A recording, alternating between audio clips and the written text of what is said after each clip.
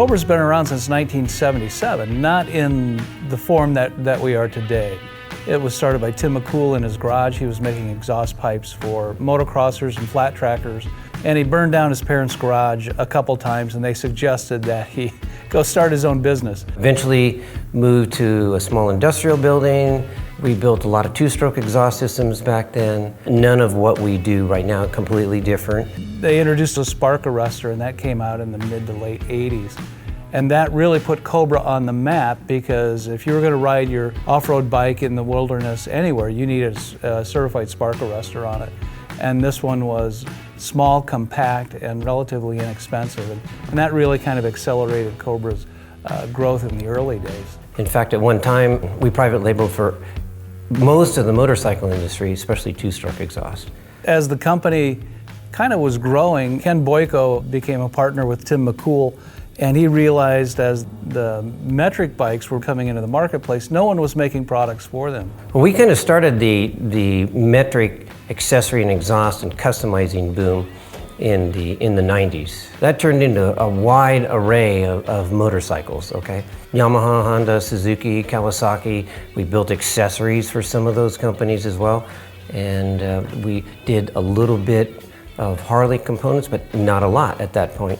But that got pretty big. We had our hands full trying to keep up with that.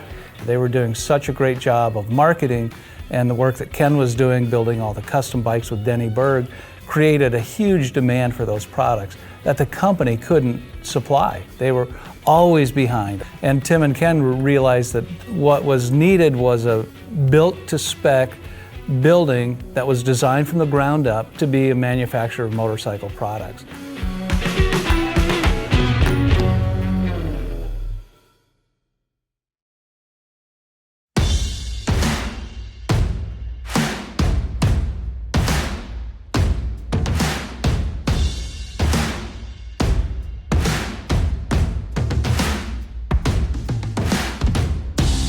It took us about 2 years to design this building and about 1.5 years to build it. The building, once it was up, it allowed us to look at how we manufacture and the processes of how products move through the beginning, from raw materials to finished goods. We were able to then really become a much more efficient company. And as the business has evolved and as we've evolved, we've ended up with lasers and robotic welders. And all of that has allowed us to make better and better and better products. I mean, we do that with, a relatively small workforce. We make 99% of the product here. We're pretty vertically integrated, which means we start from the bottom, from tooling on up through the whole manufacturing process, which is tube bending, tube cutting, tooling, engineering, and now robotics. There's very little amount of tooling being made in the United States anymore, especially here in Orange County. We're one of the only ones that really does that in this area. And with the engineering, we spend a lot of time making sure everything is perfect as we can physically make it. And in the robotics program, it forces you to make even better products, because you're sticking all of these parts into a CNC robotic machine, and it has to be perfect. So when we build something, we have 100% confidence that it's right, it's going to fit every time. The difference now is we take a lot more time on the front end. So to R&D a new product, there's a lot more time in CAD and in fixturing to make sure all of that's precise. And once it goes into production, it's very quick at that point.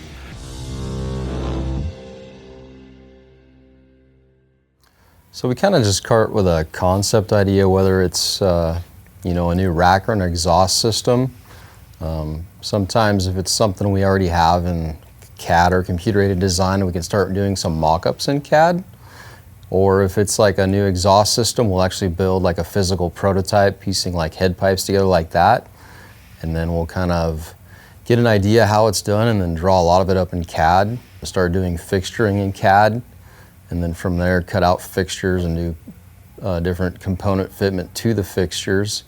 And then start building, pre-production prototypes and stuff like that.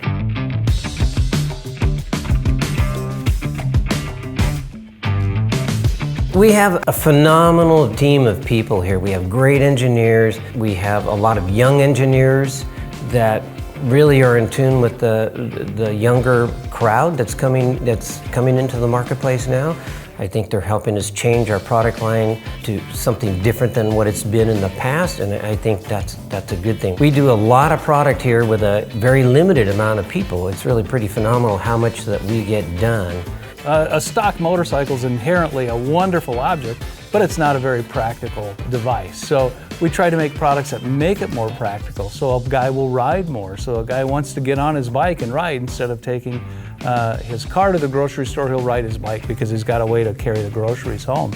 We want to build products so that the guy in the garage can actually put it on and not have to run down to the Harley dealer or the local shop and buy stuff to make it work.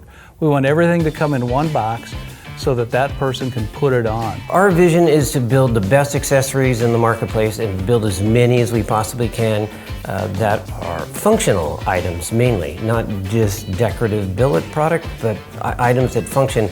And if you come back 2 years from now, you're going to see a lot more changes. So it's all good stuff.